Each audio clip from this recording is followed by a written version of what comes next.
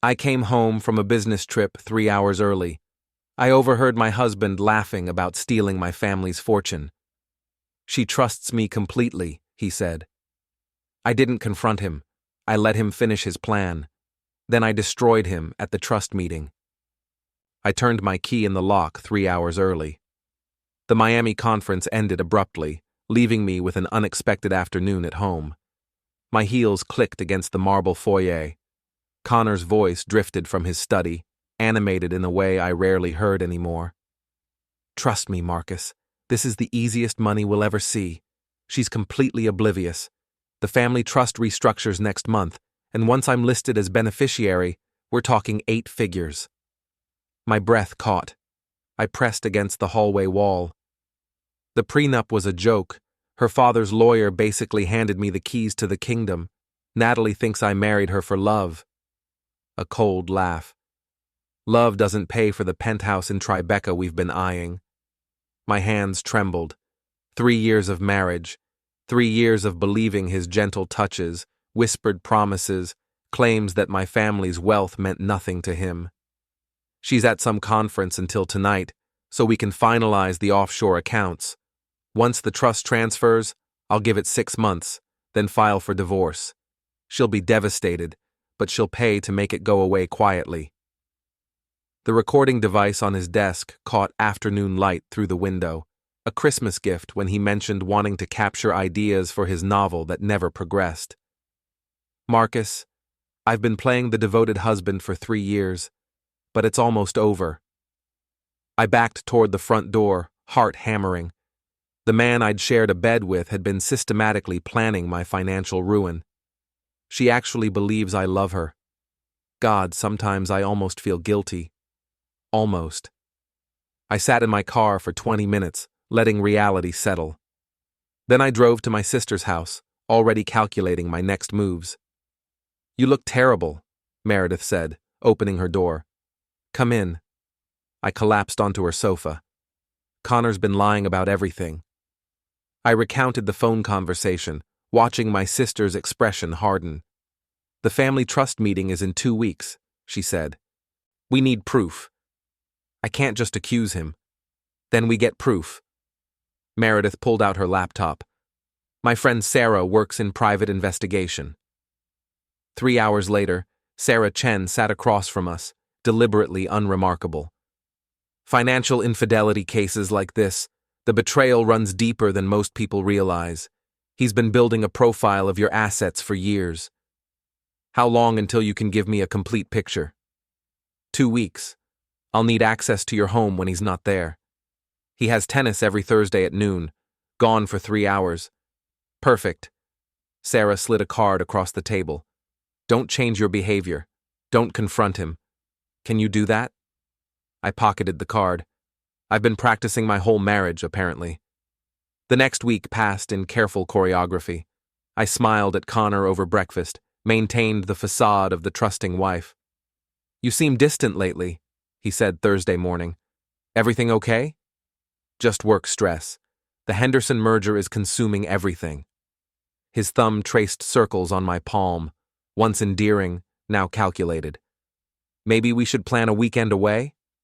"That sounds wonderful." After he left for tennis, I texted Sarah. She arrived with a small team, moving through our home like surgical specialists. I watched them photograph documents, copy hard drives, catalog evidence I'd never thought to look for. "Your husband is methodical," Sarah said, emerging from Connor's study. "Detailed financial records going back 2 years, screenshots of your family's trust documents, photos of jewelry and artwork with estimated values." She handed me a folder. Documents he's hidden in a safety deposit box registered under his name only. I scanned pages of legal documents, financial projections, emails between Connor and M. Rodriguez, attorney at law. He's been planning this for over a year. The offshore accounts are already established. Cayman Islands, designed to hide assets during divorce proceedings. My phone buzzed. "Tennis running long. See you at 8. Love you." "He's probably meeting with his lawyer right now," I said. "Most likely. 2 more days, and I'll have everything you need to beat him at his own game." That evening, Connor was unusually attentive, each question feeling like intelligence gathering. "My father called today," I said, testing him. "Something about moving up the trust meeting." Connor's fork paused. "When?" "Next week instead of next month. Tax implications." "That's sudden." I saw the flash of panic, quickly masked by his practiced smile. Sarah's final report arrived Saturday morning. I spread the documents across my desk, absorbing the full scope of betrayal. Bank statements showing systematic transfers, legal consultations dating back 18 months, a detailed timeline of our relationship with notes about my emotional vulnerabilities and financial blind spots. Most damning was a recorded conversation, Connor's voice, clear and calculating. "She trusts me completely. When I file, they'll be too shocked to protect assets effectively." I printed everything and locked it in my own safety deposit box. "You're up early," Connor said, appearing with coffee.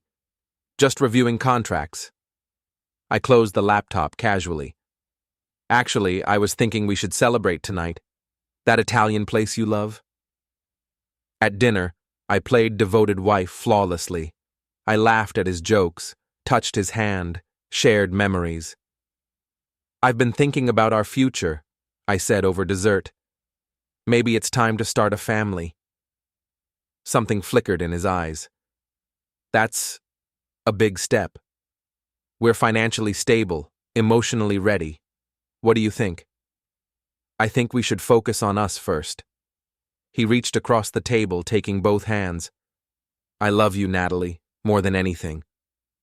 The lie rolled off his tongue so smoothly, I almost admired the craftsmanship. Later, as Connor slept, I stared at the ceiling and planned his destruction. In 3 days, I would expose him. Tonight, I let him dream of money that would never be his. The conference room felt smaller with Connor beside me, his hand on my knee. My parents, Meredith, and 3 attorneys occupied the other chairs. "Before we begin," my father said, "I want to address some concerns: financial irregularities, unauthorized inquiries into family assets." "Natalie?" I pulled the folder from my briefcase. "Connor, I know about the offshore accounts, the safety deposit box, the lawyer meetings." Color drained from his face. "What are you talking about?"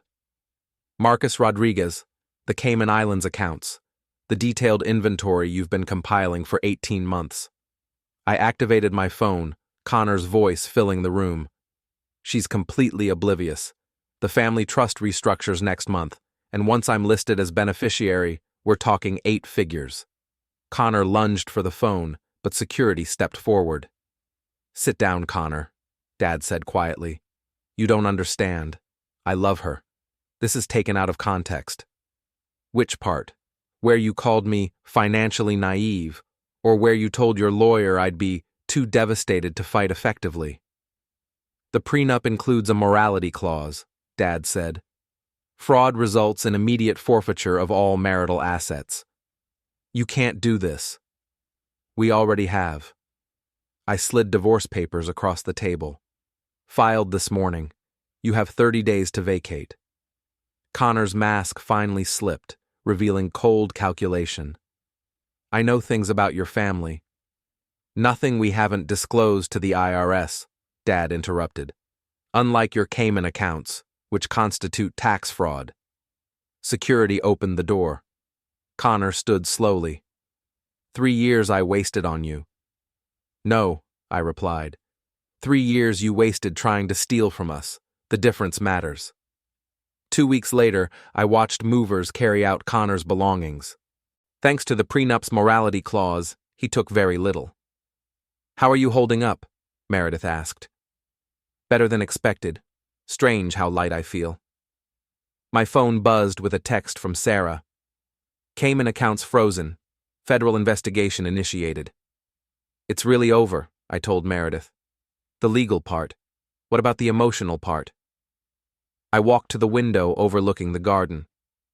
"I keep thinking about that night I overheard him. Underneath the devastation was something else." "What?" "Relief. Like I'd finally been given permission to stop pretending we were happy. You were pretending? The signs were there. How he never asked about my day unless he needed something. The way he looked at me when he thought I wasn't watching. What kind of look? Like I was a problem to be solved rather than a person to be loved. The house fell quiet, except for wind chimes Connor had always complained about. I'd bought louder ones yesterday. So what now? Now I figure out who I am when I'm not trying to be what someone else needs. I picked up a hotel key card Connor had left, his final petty gesture. For 3 years, I shaped myself around his expectations. I'm not even sure what I want anymore. You want to travel? Thailand. You had that whole itinerary planned before Connor. The memory surfaced. Maps spread across my coffee table, guidebooks dog-eared with possibilities. Maybe I'll go, disappear for a month and remember what I like when no one's watching. I dropped the key card in the trash. Tomorrow I'd book the flight to Bangkok I'd postponed 3 years ago. For the first time in years, that sounded like freedom. 6 months later, I sat on a beach in Koh Phi Phi, watching the sunset. My phone showed 17 missed calls from Connor. Federal investigators were asking uncomfortable questions. I deleted the voicemails without listening. You look different, Meredith said through video chat. Lighter somehow. I feel different. Like I'm finally living in my own skin instead of wearing a costume. Any regrets? About the marriage? No. About not trusting my instincts sooner? Absolutely. The night he proposed, I hesitated. Something in my gut said, wait. But I ignored it because the moment looked so perfect. And now? Now I know perfect moments are usually performed ones. Real love is messier, more honest. I met someone, I said casually. Tell me everything. His name is Kai, runs a diving school, completely broke, lives in a beach hut, owns nothing but a boat and diving gear. And? He makes me laugh, really laugh. He asks questions because he wants to know the answers, not because he's gathering intelligence. Are you bringing him home? God, no. This isn't about replacing Connor. It's about remembering what it feels like to be genuinely interested in another person. So what's the plan? Extending my trip another month, then coming home to figure out what I want my life to look like. The house? Keeping it, but redecorating everything. I want rooms that feel like mine, not ours. And work? Starting my own firm. Dad's been hinting for years. I watched a fishing boat navigate gentle waves, its captain waving at familiar faces on shore. Tomorrow I'd dive with Kai, exploring coral reefs that had existed long before my marriage and would remain long after. Tonight, I'd sleep under stars that belonged to no one, in a life that was finally, completely mine.